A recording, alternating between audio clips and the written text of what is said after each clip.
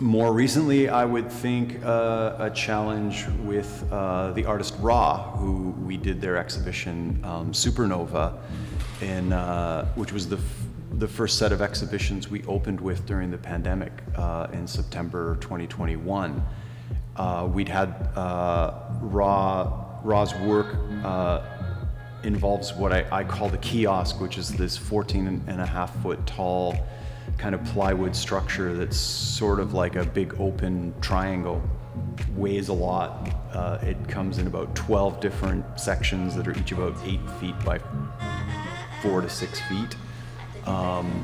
And we have a very small installation crew, and we had instructions, but it was a real challenging, just like on a physical level, just a really physically demanding installation, and made a decision because we were short-staffed. The piece really would have required 6 to 8 people installed, but we were only working with 3 to 4 people, including myself.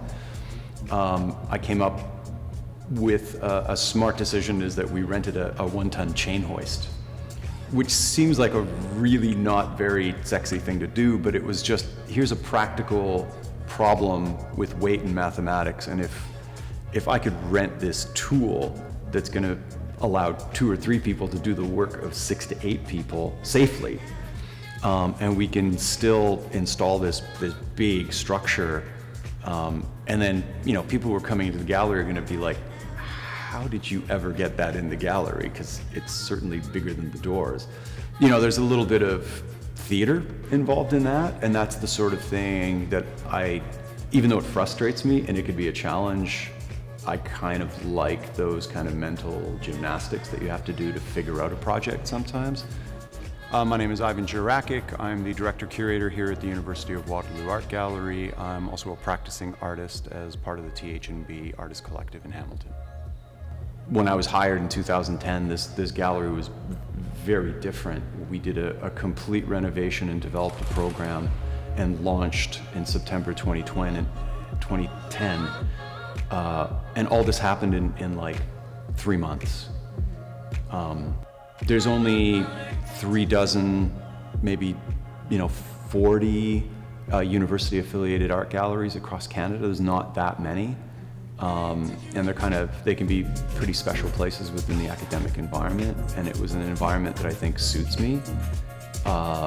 So the understanding that this was going to be a big challenge was offset by the fact that I also understood that meant I was going to be kind of running and being the vision behind one of these galleries in Canada, which was kind of, I think I actually had a physical problem with my hip afterwards. I actually physically hurt myself to accomplish everything, not realizing it at the time, and I don't think I could or would necessarily do that again. But when I was hired, I had a very clear vision for what I wanted the space to be, and so it was kind of this mad dash. I was hired in June, and we had planned a mid-September opening, so June, July, August, yeah, so barely 3.5 months. So I was just completely focused, like I just had this vision, and I just followed through in that vision, come hell or high water.